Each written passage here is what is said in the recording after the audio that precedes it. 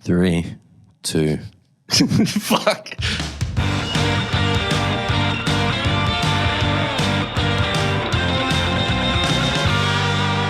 All right, welcome back to episode 3 of the True Love Tattoo Podcast.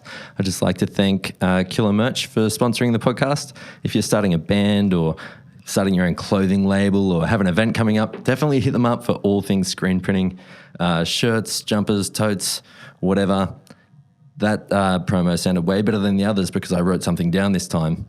So Josh_Killer Merch on Instagram, or you know what? Last time I said killermerch.com, and that's a website in America. So maybe go through their Instagram. I fucked this up already. That's okay. Another thing I'm going to plug just real quick is Grassfires Magazine. It's just Grassfires, all one word, on Instagram. And issue 2 comes out on August 3rd.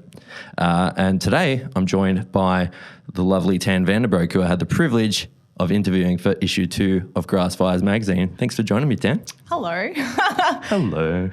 I'll call you MJ because everyone's calling you Big Mixter. I'm so fucking glad. I'll just call you MJ and we'll just go hee for the whole way. For the whole time. That's your new name. You're not, I thought your real name was MJ for a little bit, and then I realized I was like, oh no, it's just an Instagram thing. No, my real name is Big Mixter. Oh, okay. Yeah. Sorry, sir. So, Tan, you are one of the owners of Happy Ending Tattoo here in Melbourne. Mm-hmm. How long have you been tattooing for? This year is my 9th year of tattooing. 9 years. Yeah. You're almost at a decade. I know. Of tattooing. It doesn't feel like a decade, but yes.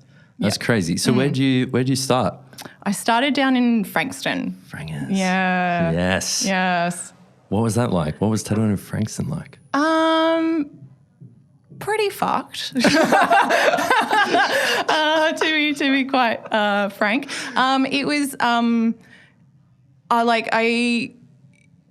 where do we even begin? I was doing, I wanted to get into tattooing for a while, since I was 14 or something. Whoa. And then I didn't know how the fuck to get into it because I think there was one female tattooist on the peninsula that I knew of who was well in her 40s, and I was and all the rest were male, and I was I don't know how to get into this. So when I finished high school, I went into uni. Yep. And then I was doing drama at uni, but I also did art. And then through art, they were like, hey, you can do an arts internship. So I was like, oh, can I do that at a tattoo shop? Yeah. So it was work experience, but at a tattoo shop. Right. And the dean of arts was like, that's not a real art job. And I was like, I think it is. So I managed to convince him that it was okay because he just thought I was going to hang out with a whole heap of tattooed people and not do my work or whatever. Yeah. So I ended up doing an internship at the local Armed and Dangerous down in Baxter, which was very much street shop. Blokey. Ooh, and yeah. And I instantly was yep, this is where I need to fucking be. So really? yeah, so I straight loved up. it. Yeah. It was had you been tattooed at that point? I had one tattoo at that place, and it was that in itself was really fucked because I went in with my drawing because I was I'm going to be a tattooist, so I'm going to draw my own tattoos. Which, guilty. Of course, we all do. And I went in and I looked through all the folios, and it was one of those studios that just it's very gruff. So I was yeah, I'm doing this. I'm getting my fucking first tattoo. And so I looked at all the folios. I was yep, Chris. I'm going to get tattooed by Chris. He's the one. Yep. I like his colours. I like his lines. It's going to be great. So I went up to the counter and I was hey, I'd love to get tattooed by Chris. And they're oh, what do you want? I showed the design. They're that's great. How soon did you want it? And I was oh, I don't know, ASAP. And they're yeah. Do you have time? They're to me, they're do you have time this afternoon? And I was oh, shit. Yeah, all right. That is as ASAP as it gets. I was oh, okay. So I was I'll have to go to the bank and get cash. So I was I'll do that. And they're yeah, we'll do the line, we'll do the line up, the stencil and stuff while you're out. And I was cool. And I came back in, and then I started getting tattooed, and I was oh my God, this is all happening. And I was this is amazing. And we were 3/4 of the way through the tattoo, and one of the guys who was working there, he was going around doing lunch orders.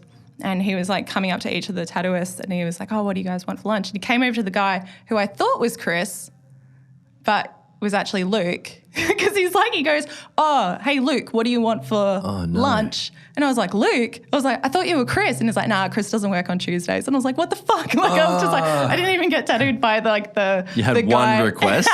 One request. I didn't even get tattooed by the guy that I requested. But in turn, like the guy that tattooed me, he kind of gave me the in to get the internship. Cool. Because I think like maybe he felt bad, probably didn't feel bad because it's money and it's a street shop. So he was just like, yeah, you got what you wanted. Yeah. So it's all good. But and that gave me a foot in the door to kind of after uni be able to like apply for an apprenticeship and the guys in that place, even during that internship, were so lovely and generous with their time to be like, yeah, you just need to like keep on drawing and here's some like really straight up basic advice about like tattooing and what makes a strong tattoo. And I was like, yeah, fuck yeah, this is where I need to be. So that they were like really encouraging and supportive. Yeah, That's the first place you went into. Yeah, which was great. And then so the following year I was just working retail and hospo because I finished uni, and then I was just working on a folio of like work to present to someone, and then a local shop was opening up in Frankston, and my boyfriend at the time was in like the local metal band, and he got invited to perform at the opening, and I was like, oh my God, this is my in. And so I went there. At that point, it just seems like destiny. Yeah. And I went there and I was like, I met the owner, and I was like, he already had an apprentice who was like straight up like as stereotypical as you can pretty much do it. Like she had a cool like tattoo name that wasn't her name. I don't know what her real name is. Like it was just like her tattoo name. Yeah. And she was like super jet black hair, heavy emo fringe, dark eyeliner, like just the works. And I'm just there going, I just really want a tattoo, like shit. So I just asked him, I was like, can I just get constructive feedback for my work? And then I came back in, and that's actually what I mentioned before was like when I showed my like, because I made flash sheets because that's what you do. Yep. And I had a whole heap of like swallows, and one of the like it pretty much secured me the job because one of the swallows had a banner that said "spit ore." And then, which I still would happily tattoo. If anyone wants that flash piece, we'll do it. But yeah, and he saw that and he's like, yeah, fuck yeah, you've got like the right attitude. And he's like, I'd love to take you on, but I've already got an apprentice. So maybe you can work like nights or something if you've got mates that have gone like want to get tattooed by you. Right. And I was like, yeah, fuck yeah, I'll do anything. Like that's fine.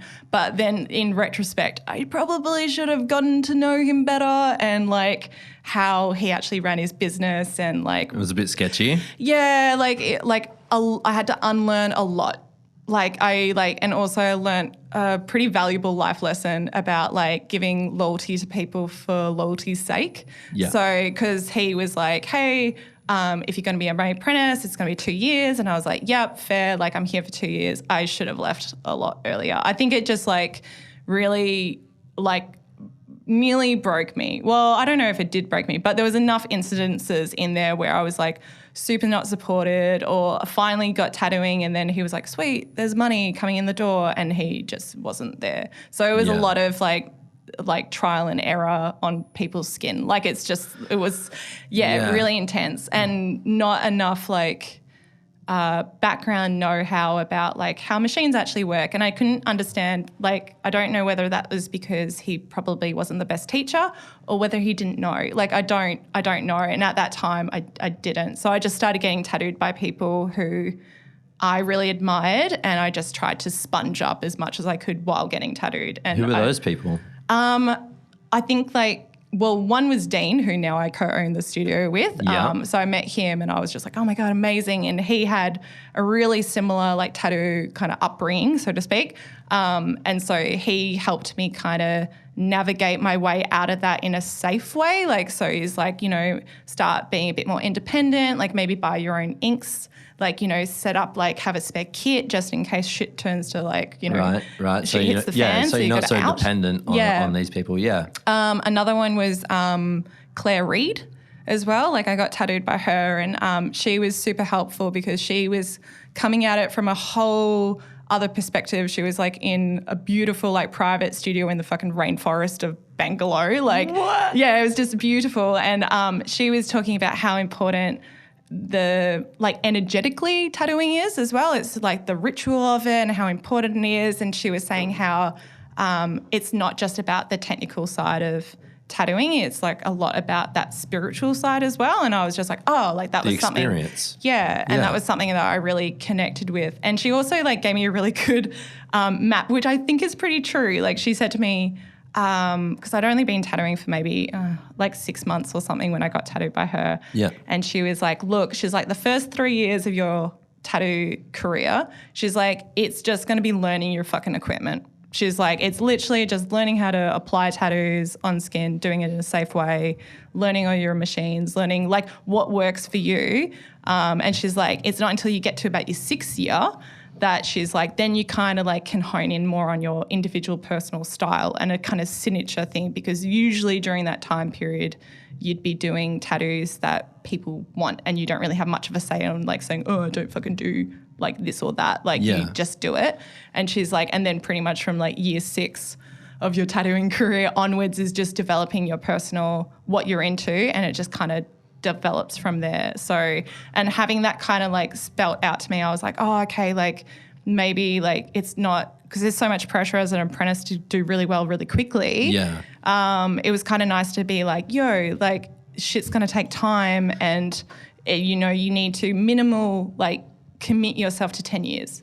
Like it's and I now at 9 years, I'm like, yes, I totally fucking get it. Yeah. Yeah. And like even looking back at tattoos that I did, you know, 8 years ago, 7 years ago, 6 years ago, and how they're healing and how they're aging, like that know-how, like you need the 10 years behind you to even grasp like how you're tattooing and what you do and how that ages and what that does for people and how that looks on people and the impact of them, and even the experience as well, because those people remember the experiences. Definitely. Like probably more so than like, you know, they'll be like, oh, my ribs kind of hurt, but I remember that conversation that we had. Like they'll always remember that. So how do you feel like the experience of getting tattooed has changed from like when you started to now? Huge. I think people like seek it out more than the application of the tattoo, I think. Cool. So it's less about like, I think people give less of a fuck if they're like, oh yeah, it's blown out, but it was done by my mate. Or like, you know, I have like and it's kind of similar, like when I started getting tattooed, I was like, I want to get tattooed by my idols. Like, yeah, fuck yeah, I'm going to visit all these people. I'm going to like fucking love it. And now I'm at a stage where I'm like, I want to get tattooed by someone who's fast.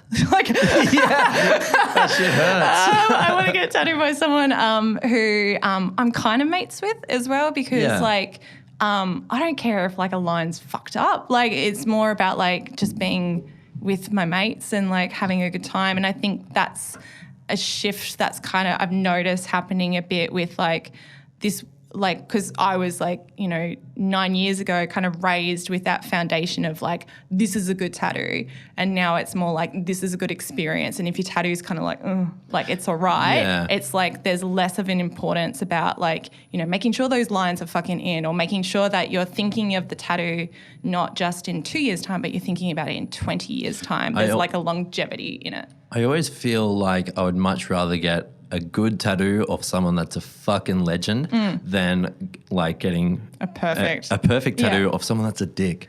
And I've had so many experiences where I really looked forward to getting tattooed by someone I really looked up to, and it just let me down. Yep. But I mean, like both my parents have tattooed me. That's sick. Like awesome. my girlfriend's tattooed me twice. Oh my God. Could be unwise, but like they're great. You know, like and my brother tattooed me as well. That's so nice. So that like most of them are, all of them are pretty bad tattoos, bar one. Liv's first one was pretty good. I'm sure Liv is fantastic tattooist in the making. Soon to be apprentice. Not by me. but like, yeah, I look at those and I'm like, that's so cool that my mum did that, and then it took 4 years of convincing to get my dad to do it. Oh, you know? So I talked to my parents about getting tattooed because they're a lot older and they were not thrilled about me getting into tattooing. And I was trying to convince my dad to get a tattoo for his 80th because I've got like much older parents. So I was like, oh, Dad, you should get a tattoo for your 80th. And he's like, you can tattoo my butt. And I was like, I'm not touching your butt, Dad. That's weird. And I was just like, Dad. Can I tattoo your ankle? He's like, no, you can tattoo my toenail because it will grow out. And I was like, I'm not touching your toes. Like, what the fuck? And then I was scaring him because I was like, oh, I've got some rotaries, Dad. You won't even hear it. And he's just like, oh, shit. But, and then he said that you'd get a swallow, like as a tattoo. And I was like, oh, that's badass. That's awesome. Spit or? Well, I highly doubt my dad would be into talking about, you know, blowjobs and stuff with me. I'm like, hey, Dad, remember You'd be that surprised. I'm sure your dad loves blowjobs. Oh my God. This has gone off the rails. Delete. How do we exit? I'm just going to do the hand signal to get me out of the booth until I get out of the booth. It's fucking locked. No, and my mum, she said that she'd get a swallow as well, which is super traditional tattoos. Like a mum and dad matching tat. I don't think they purposely knew that, but like, yeah, I find that quite interesting that they were never really keen on me pursuing that as a career, and yet they picked really traditional, straight up, like, I'm a fucking tattoo. Like, there's no grey area about getting a swallow tattoo. I feel like people of that generation, when they think of tattoos, they think of sailors and put it on. Yeah, it's totally. Tattoo. Yeah, that's how I like to tattoo. Though. Yeah, I like definitely. tattoos that look like tattoos. Yeah. Yeah, exactly. Yeah. Well, so your parents weren't overly sort of encouraging to begin with, but like, was there a sort of point where they came around to it?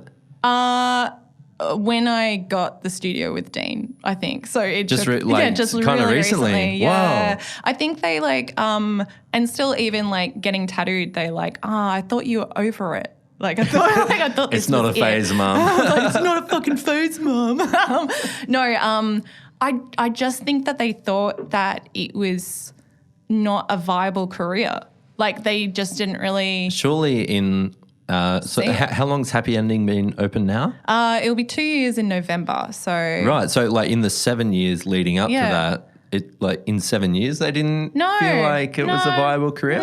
No. They just like kind of like if I turned around and was like, "Yep, that's done," they'd be like, "Awesome." It was, and I think it was just because they have no kind of finger on the pulse of what tattooing is like. And I tried really hard with like giving them magazines of like tattooing and stuff, and I'd like dog-ear pages of artists that I liked and be like, this is why I like them, and trying to explain and educate. But I think it was just so out of their like realm of like, I don't understand how people would mark their body or how you get paid for this or what's happening, that they just it was really hard for them to connect to it. But I think talking about business stuff with my dad, he now kind of has something to talk about because it's like business. It's not just about tattooing. Owner. He's just like, and so what's happening with this? And I'm like, I'm doing this. He's like, that's great, Tan. Just make sure you're like, So he's a bit more like switched on. And I think it's just because of having a common knowledge about something. So bridging that gap's been really helpful. But I think the 7 years leading up to that was like,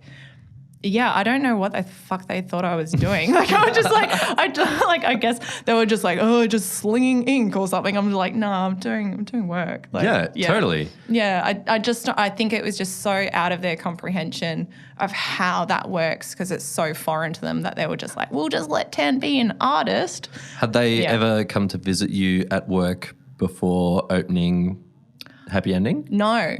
Ah, right. So maybe part of it, I know it definitely was for my parents. My parents were not fucking stoked that I was like, getting tattooed and then working at a tattoo shop while I was at uni, and then they thought I was throwing in my degree, but I wasn't. Yeah. And then they came to the shop and they're like, we get it. It's nice in here. Yep. You know, they came to Conspiracy and Wagga and they met my old boss, Dan. Yep. Who's lovely. Who's absolutely what a lovely. Sweetheart. Yep. Well, I don't know. I think they thought they would be like cooking meth out the back or something, you know? Yeah. I like had the same when I was at uni and like when I was like halfway through my degree and I was like, no, I'm definitely pursuing tattooing after this and I've got to really like be more open about my parents because I was just hiding all this stuff in my room and like drawing like privately because I was like, oh no, this is going to hit the fan real bad.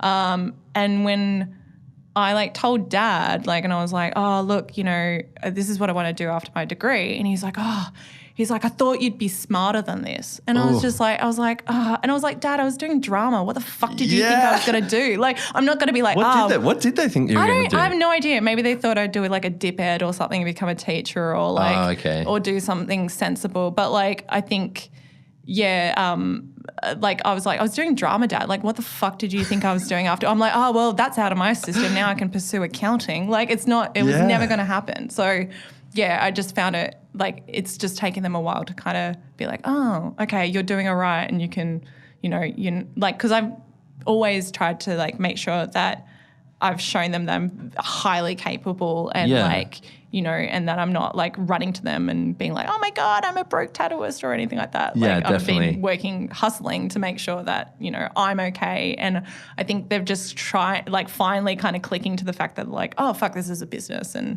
so my mum came and visited Happy Ending. I think she doesn't actually know the name of the studio because Still? yeah. I don't know how I've You have managed condoms as merch. I know. It's very sex positive. Like, I think my mum would have a fit. My God, she went into the bathroom and we have all this like erotica in the bathroom because it's all my prints as well. Yeah. And she walked in the bathroom and she came out and she was like, now, Tanya, she's like, I'm not too sure about these prints in the bathroom. And I was like, oh, she's like, tell Dean to take his artwork down. And I was just like, She just threw Dean under the bus. And I bet you didn't say shit either. You just let that happen. I was like, Dean's such a dirty man.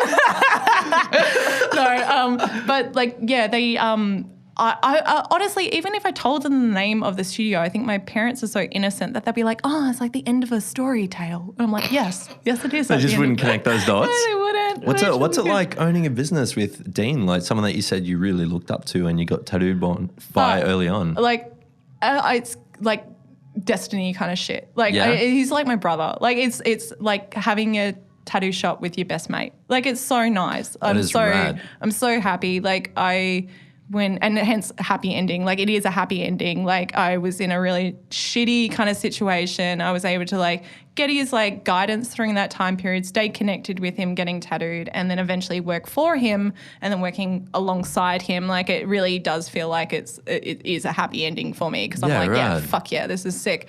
Yeah, he's amazing. He's like, we both like are different types of business owners as well. Like, okay, in what way? Well, he's a lot more relaxed, but also very like he calms me down because I like getting shit done very quickly. Yeah. But that's not necessarily the best way to do it because you can go fucking broke real quick. You're the kind of gal that color codes like sticker notes and stuff, aren't you? Yeah. I call myself the human BlackBerry, like to Dean, because I'll be like, and I'm trying to be better at like relinquishing that kind of like, and fully trusting that shit's going to get done if I like make sure that it's delegated. Just trying to like loosen up a bit. Yeah, which I think Dean is like the perfect kind of balance to that because if there was two human BlackBerries running a studio, I think Stefan and Nick would be like, what the fuck? So yeah, I'm like a little hurricane in there where I'm just like getting shit done and everything's organized and Dean's like, yo, everything's chill. It's going to be all right. But yeah, if it was two of me, it would be too intense. And if it was two of Dean,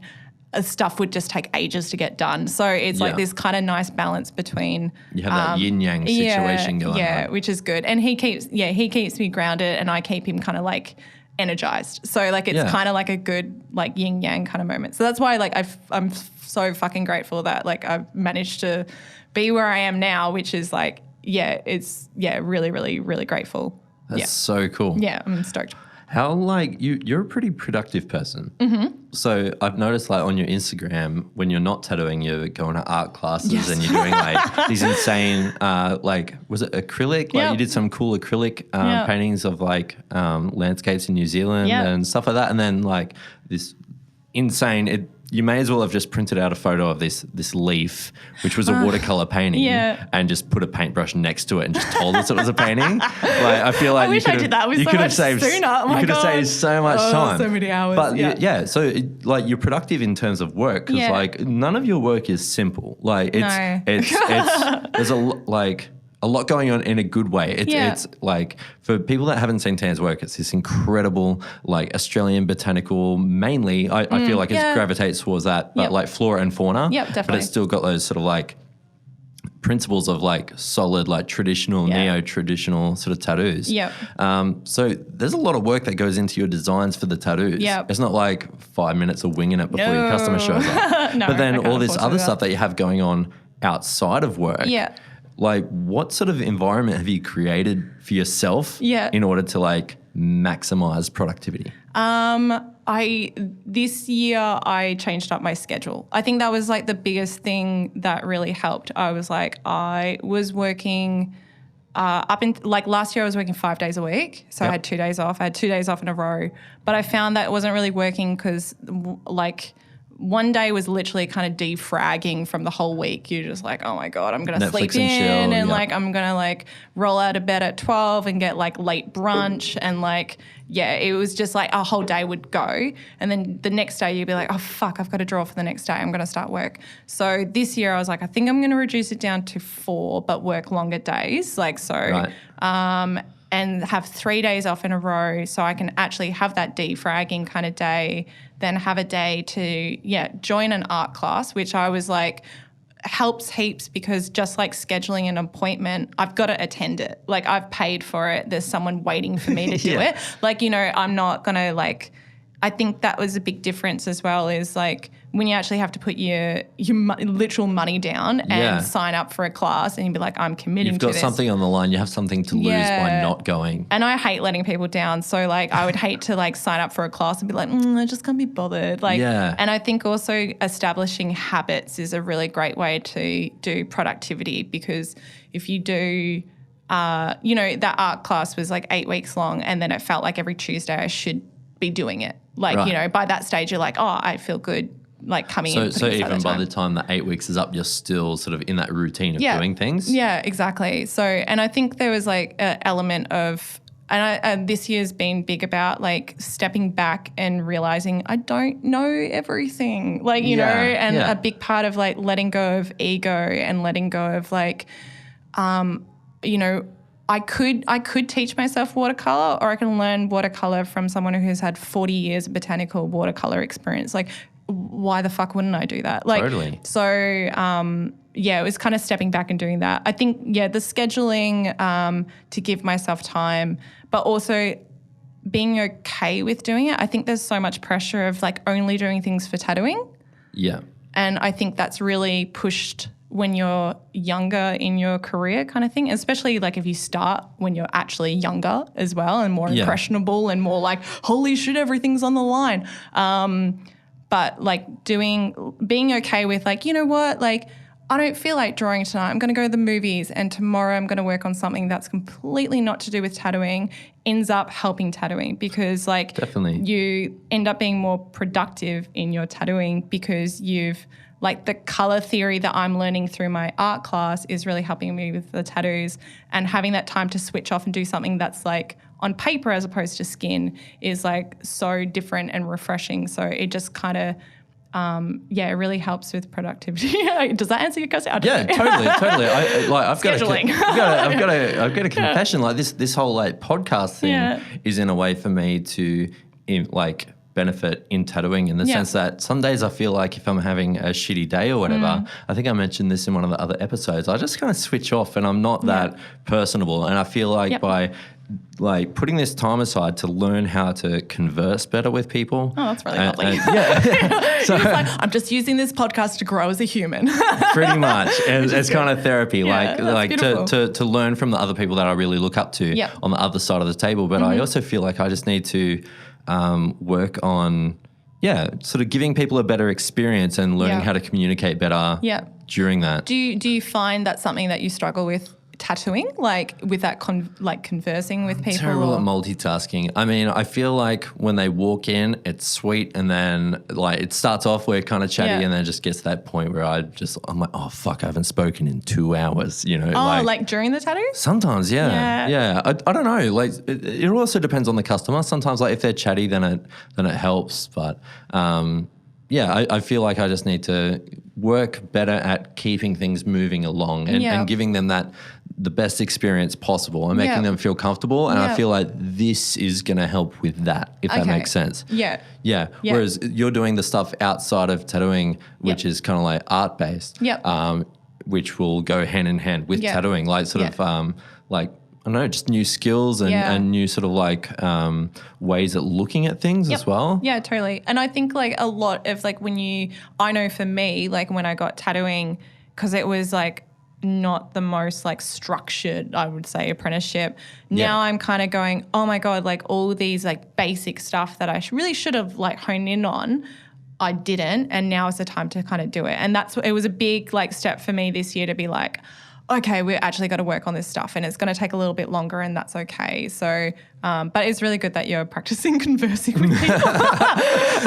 Really, sometimes like I have like, because I can talk underwater, as you probably have noticed. It's one of your best attributes. It's one of my perfect attributes.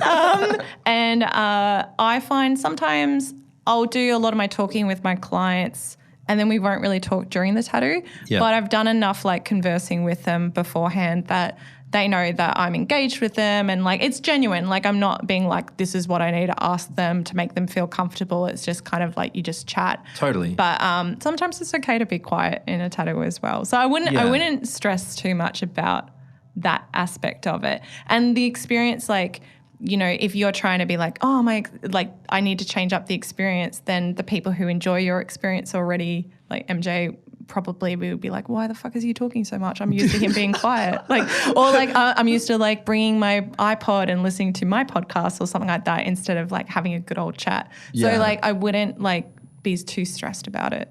Yeah. But keep the podcast up. I'm not saying like stop the podcast. I'm This just is the final episode. this is it. This is a drop mic. Dead in the water. No, I think it was just more so. I think the hardest part I have is when things are getting a little bit difficult.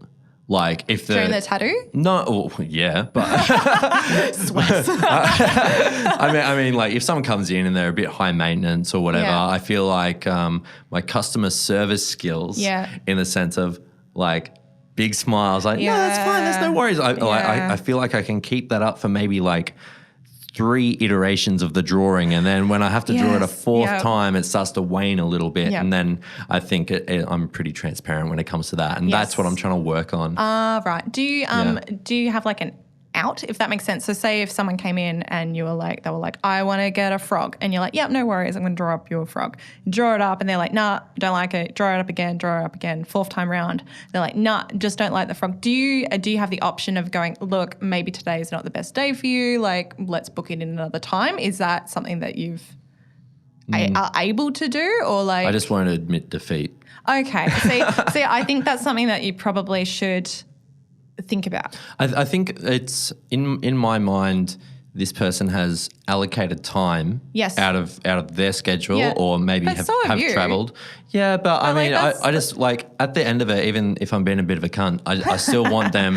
I still want them to leave happy. I still want them to leave getting what they came there for. I think like I agree and disagree with that, because like I think you know, you've allocated your time just as much as they have. Also, if you are just hitting that wall, then it's all gonna be shit. Like even if you drew up the design that they wanted, by that stage you're fucking mentally exhausted. You can't be fucked with them anymore. When they're like, oh, can I just have a toilet break? You're like, for fuck's sake, I've been here for like an hour and a half. Like it's already like starting at a kind of a weird point. So sometimes it's good to kind of call it. Like I had a girl in recently and we were reworking like a tattoo that she had existing. It was like 12 years old, and she sent me some photos and they were okay. And I was like, yeah, we'll book it in, no worries. Because I was like overseas at the time and kind of like half reading my emails. Like, so I was just like, yeah, no, all good. I'll deal with this when I get home kind of vibes. And when she came in, I looked at her, I was like, oh my God, the additions that you asked me to draw up are just not going to work. I was drawing on her for like, 45 minutes or something like that. And I was just like, look, I think it's in both our interests for me just to like call it today, rebook you in. It's on you for the rest of your life. If you have to wait 2 weeks or 1 week, it's really not that long. I mean, I have done that. Yeah, good. And I think that's a huge part of, if you're raised in kind of that people pleasing kind of like, the client's right and I want to make sure that the client's okay, like it does end up kind of destroying you. So yeah. I mean there's still that I don't know, that level of compromise that's there. And it's like, well, all right, we're on completely different pages. Yeah. Like we need to sort of regroup and rebook and all that sort of stuff. Like there has been times like that, but sometimes it's like, okay, I'm just not getting something. I just need to work this out and do it. And it's like, and I think like it takes like a few years to figure out where your limits are as well. Because I know like I joke with my clients, but I always say that I don't tattoo after 7:30 p.m. because that's when I lose all my social filters. Like if anyone like has been tattooed after that point, they know. Because like if they say anything that's mildly like would trigger me to be like, you're wrong, I'm right, I will argue the point to their tattoo because I'm talking at their tattoo at that point until they're like, whoa, okay. I was literally in New Zealand recently and I had to tattoo after that time period and I was like, heads up, like, 7:30 p.m. Shit's gonna afterwards. get weird. Like I'm starting to get hangry, like I'm switching off, like, like at that point, like I'm like hyper focused on the tattoo. So if someone says something that throws me off, like I will be like, what the fuck did you say? Like just like, and I would never like yell at someone like that. just but like break a chair over them. just like wrestle them to the ground and be like, what the fuck did you say? No, but like if they bring up something that I just think is beyond stupid, I will literally be like, that's fucking stupid. And then tell them why that's fucking stupid for like half an hour or whatever. Yeah. And then I'm like, yeah, that's why you have to know your limits. I really don't like it sometimes, like in a shop environment, there's a lot of people sort of tattooing at once and you could have like, someone could have a customer that is just, they're just rough, they're saying like some really like sexist shit or racist shit and all that sort of stuff. And you're sitting there and you're like, I need to call them out. But at the same time, like, fuck, like that's not my customer. That's such and such. As you just like in this conflict and you're like, all right, I'm going to give the person tattooing them fucking 5 minutes to fucking sort that shit out. Yeah. Yes. I know that. It's like I don't want to like make things worse here, but it's really hard because you can't control who comes in and gets tattooed because you don't know like 3 emails. You're not going to get a sense of the person really. So sometimes it can be like pretty fucking rough. Yeah. You notice that? I'm pretty fortunate now because I find because I'm private studio and people email me and I'm kind of attracting similar clients, if that makes sense. So it's very rare that I have someone that throws me anymore. And thankfully I've got all that drama background that I can just disguise it behind, all these faces. With the skills of mime. With the skills of mime and distraction. I find it very rare that I have someone. Actually, I find it's not my clients that shit me, like they're amazing. It's their friends. It's the people that they bring with them. And that's why like in my email, I'm like, don't bring your fucking mates. Like in the most, no dickhead policy. Yeah. Just being like, come by yourself. Like, it's a calm environment. That's what we want. But I find the times that I've like snapped it at people being like fucking stupid have always been like the friends of a friends who have weaseled their way into getting in. And Dean finds it very amusing because I know I can sense when Dean, because we've worked together for so long, I can sense when he's about to blow. Yeah. But he also like revels when I actually do it. Like he's just watching me. He's just like, I think there was one time that there was these hipsters with like a tattoo client that I had and I was doing this really intense design where all the lines were kind of perpendicular. So like if I fuck up one line, I've fucked up all of it. And it was the first tattoo that she ever had and it was really large and it was like at least like, a 4-hour tattoo. Like it was a decent sized tattoo. And she brought in friends and I was like, oh, fuck, but I was like, it's fine. It's her first tattoo. Maybe she's a bit nervous. And we had space in this shop to have people. But they ended up like just having pseudo-intellectual conversations about bullshit. And then I was just like trying to concentrate really hard. And I got halfway through the outline and Dean had a smoko and I had a pretend smoko because I don't smoke, but I needed to get the fuck out of there. And I went outside and I was like, oh my God, I just want to get this fucking tattoo done. Like the friends are driving me nuts. And he's like, it'll be fine. Like you've only got color to go. And I was like, yeah, okay, sweet. So I went back inside and then they started talking about like, because we had Michael Jackson playing, which I like he's like, put on some music that you like to calm yourself down. I'm like, I'm going to put on MJ and it's going to be awesome because then I get to sing to the tattoo and it's all great. And then they started analysing Michael Jackson lyrics and they started being like, what do you think he means by like rocking Robin? Do you think that's an actual like and blah, blah, blah. And I just lost it. Is this after the Leaving Neverland doco? that they were like analysing it? No. It was before. It was many years ago. But, oh, God. Good one. So they started analysing it and I just lost it. I was like, are you guys going to analyse every fucking Michael Jackson song? Because if you are, you can go. I was just like, and they're like, but we're bored. I'm like, oh, funnily enough, we're on fucking Brunswick Street. You don't need to be here. I was like, there's a plethora of fucking shops to check out. I'm like, go and do that. Yeah. And then we all sat silently for the next hour and a half. Because like Dean was like grinning on the other side of the room because he was like just waiting for me to like he just knew be it was like, a ticking time bomb. Yeah, it was totally a ticking time bomb. But there's only been like a very few handful of times where I've been pushed to that point. But it's never my clients. It's always the mates. It's always the friends of the friends. It's the it's the family member. It's the partner. It's like the boyfriend who talks on behalf of the girlfriend, like that kind of stuff. Like, which is totally like not my jam at all. Like I end up being like, so what did you want? And they'll be like, oh, my partner wants. I'm like, no. What did she want? Like I was just like, I'm going to talk to her because it's on her body for life, and your relationship is God knows how long. So like I was just like, I'm not. Yeah. Yeah, I've had so many of those instances. It's fucked. My first week after moving here, I had a really crazy instance of the girlfriend talking on the boyfriend's behalf. And they were foreign, and I thought that she was talking on his behalf because maybe he didn't speak English. Yep. Yeah, that's Not the case. He was just a cuck. So he's like, I'm just going to sit in the corner drinking my milk. Yeah, it got really out of hand. Oh, no. That's a story for another time because it gets pretty fucking rough. Oh. But like this is when you need to be interviewed for like the final podcast where MJ interviews MJ. No, that's where I destroy my career. You're like, I'm going to interview myself this week. But I mean, I've been tattooing someone and they've brought friends with them, and you tell their friends, all right, there's room for one of you out there. You can bring one friend for the same reason, moral support. Yeah. Maybe they're super nervous. Yep. Maybe you can bring one of them. Please don't bring a dickhead. Bring one of them out. Yep. And they like, you're tattooing. Have you ever had them where they like rotate the friends? Oh, all the time. That's great. All They're the like, time. Cindy, you get to go first and then it'll be me. And you're like, oh, for fuck's sake. Yeah. Fuck off, Cindy. Yeah. But I'd be tattooing and the one permitted friend is sitting over here, and then over my shoulder, I shit you not, a phone came over my shoulder and in front of my face, and I was in the process of doing a really long line, and it's in front of my face.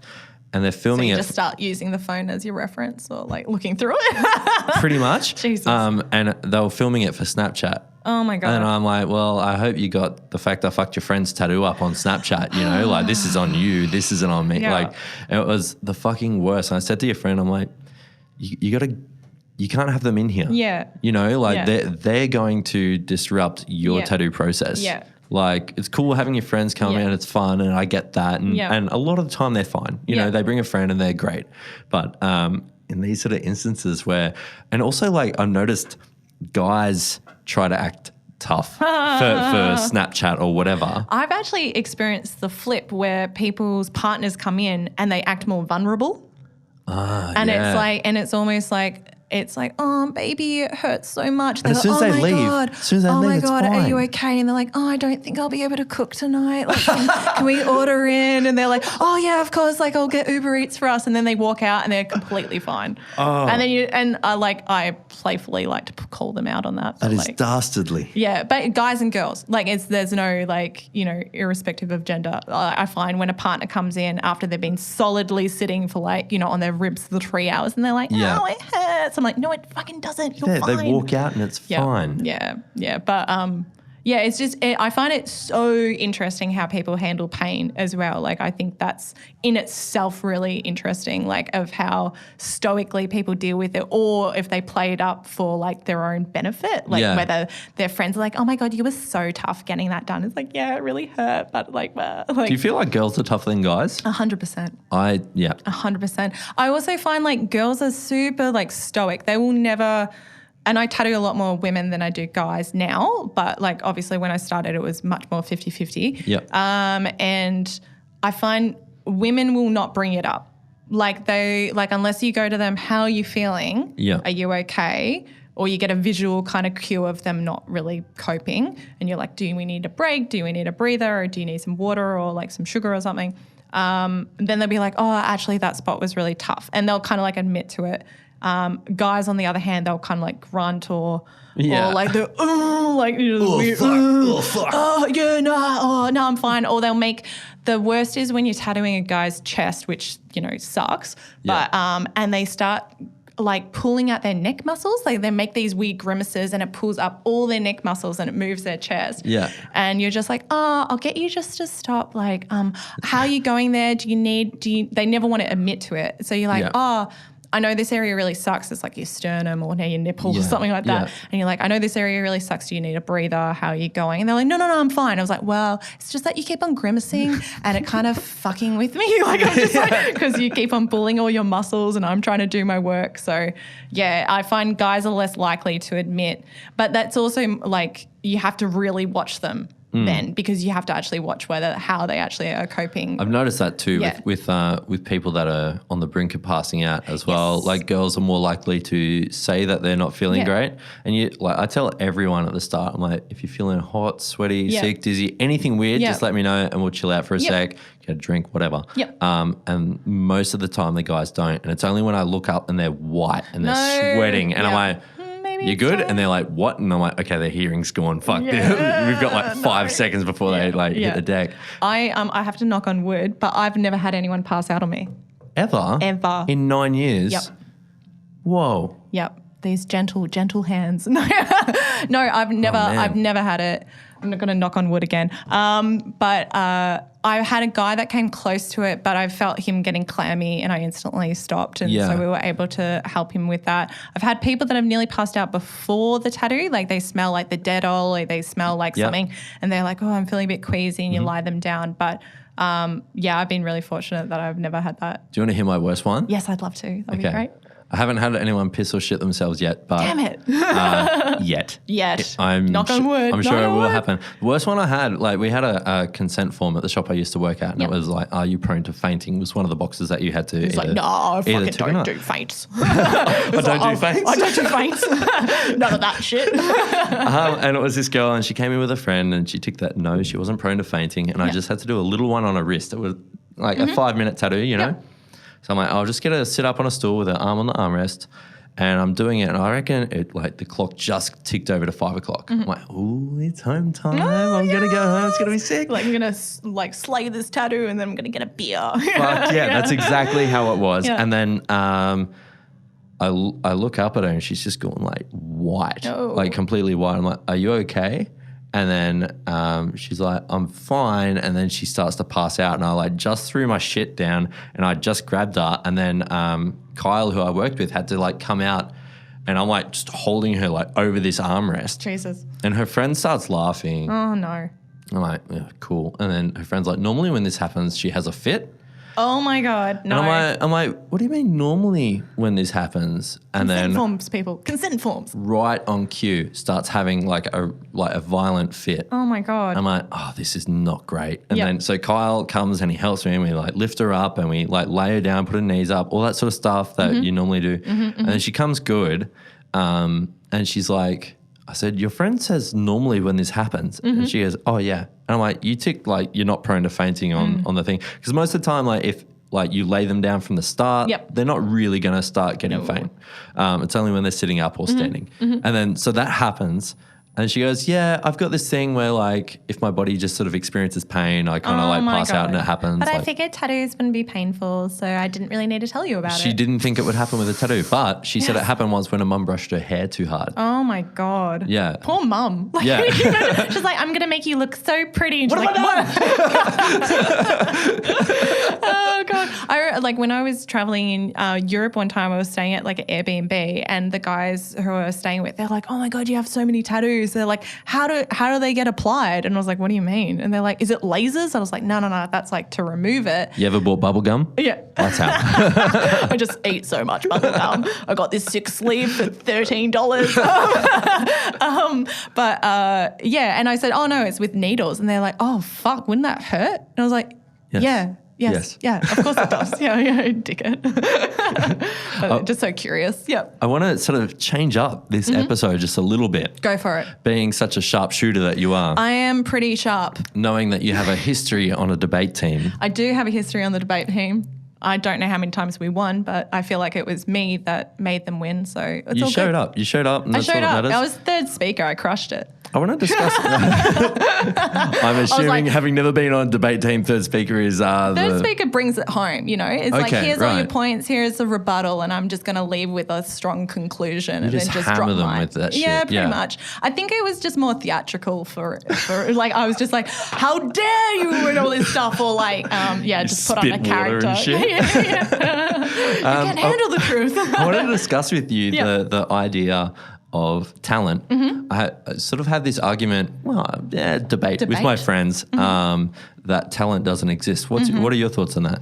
I've been thinking about this, and I reckon it does exist. I think people do have a high aptitude for things. It's just whether they have the application to work on them. Right. That's it. And I think there's natural talent in certain things like writing and singing or music. Because Okay. you can't, like, if you're tone deaf, you will never figure out like how to sing. Like, and Right. same with writing. Like, you can't just, like, if someone's like, this is how you write, you'll end up emulating a style of someone else's. It will never actually be your own voice. And that's why when people are friends with writers and they read their friend's work, they hear the voice of that friend because that's a natural gift. But I think, or a natural talent. But I think when it comes to art, I think it's like 50-50. I think it's like you should have a natural, like, high aptitude for art. It's just whether you put the skill and the application behind it to actually like hone in on it. Okay. Yeah. I'm of the firm belief that talent doesn't exist, only hard work exists. Ah, right.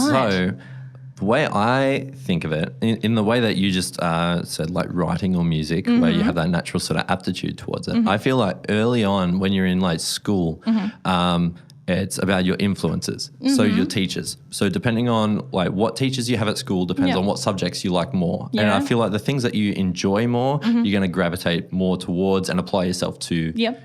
better in a way. So I feel like if you have a really, really good maths teacher at school Yeah, maybe and they you'll be explain things better at really maths. well to you and they're Yep. more encouraging and supportive and you just like them, Yeah. you're going to lean more towards that than your shitty English teacher who just hates you or whatever. So you're going to sort of lean that way like really early on. I'm talking like primary school, early high school. And then I think that you start doing that and you think, I enjoy this, I want to get better at this. And then that snowballs into other things. So I feel like the people that like sort of lend themselves towards a certain thing that early on they get better at it. And because they're working on it more and they're improving on it, that they become good at it. Over Yeah. time, they get better and better at it, whereas other people that apply themselves to other things are comparing themselves to them. So Yep. the people that aren't good at maths and are good at music go, man, fuck, you're so good at maths. How are you so good at maths? You must just be naturally good at it. It's like, no, they're just sort of investing their time more in that. Yes, but also no. Oh, interesting. I think, like, for instance, color. Like you had Pete Pav on last week, Yes. who's colorblind. Yes. So would he be able to have like the skills to apply certain colors in a certain way because of that? But also like people perceive color in different ways due to their like rods and cones in their eyes as well. And that's not something that you can put hard work down to I think because that's a genetic thing.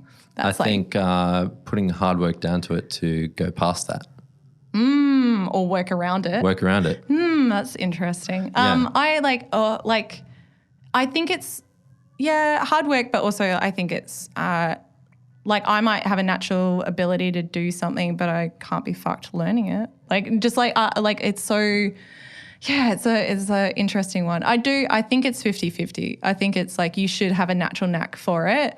And a natural eye for it. But then that starts verging into like what is good and what is not and who determines that and who doesn't. I just feel like people aren't genetically born to become professional soccer players. I feel like people How do you know though? Maybe if you put in some hard work, you'll be a professional soccer player. That's what I'm saying.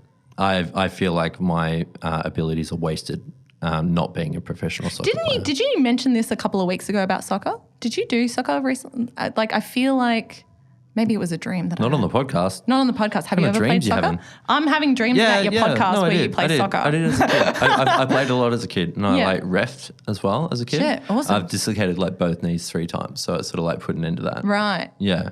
Yeah. So my knees are a fucking car wreck. Yeah, right. But I thoroughly enjoyed it, and I still enjoy it. So I think we're arguing the same point. Yeah, right. I think we're kind of just saying hard work will push you through it. It's just whether you want to do it or not. I think that's whether the determination is there to do it or not. I was wanting to learn guitar when I was younger. I was like, I'm going to learn how to play guitar. But I've got pygmy-sized hands. Pygmy. So I'm like a pygmy possum. Shetland hands. I've got a Shetland pony hands. Giddy up. And I couldn't stretch my fingers over the frets properly. Right. There are guitars in different sizes. I have just been told this by my co-workers. And I was just like, what? I could have been a guitarist all this fucking time. So I said to Nick at work, he was like, Tam, what do you think the ukulele's for? And I was like, that's not the point Shetland of it. people. That's not the point of a fucking pygmy-sized hands and well, you can't play guitar, so ukulele for you. And just me doing blue Hawaiian Elvis hits for the rest of my life, which isn't a bad thing, but, it's probably just but I mean, But I found my point is what I'm saying was that I couldn't stretch my fingers over the frets, and then I was like, oh, this is too hard, and then I just kind of stopped. But if I had the determination or a smaller fretted guitar, maybe I wouldn't be doing this podcast. If you did have the pygmy hands, which you were diagnosed with at birth. Damn, curse these hands, curse these. I mean, imagine if you really, really, really wanted to learn it. I reckon you would have. And I think that people would have then looked at you and been like, despite her pygmy hands, she's a great guitarist. Despite her physical deformities. She's so talented. And it's no, it's because you worked at it. How do you feel when people are like, oh my God, MJ, you're so talented? Do you respond to them going, actually, I did a whole heap of fucking hard work for this? I don't say, but I think it. Okay, great. Yeah, that's very diplomatic of you. Yeah. Yeah. I don't know. I feel like it by saying that someone is talented, it cheapens the effort that they put into things. Ah, yes. Okay. Yeah. Yeah. And that's you could just take a compliment.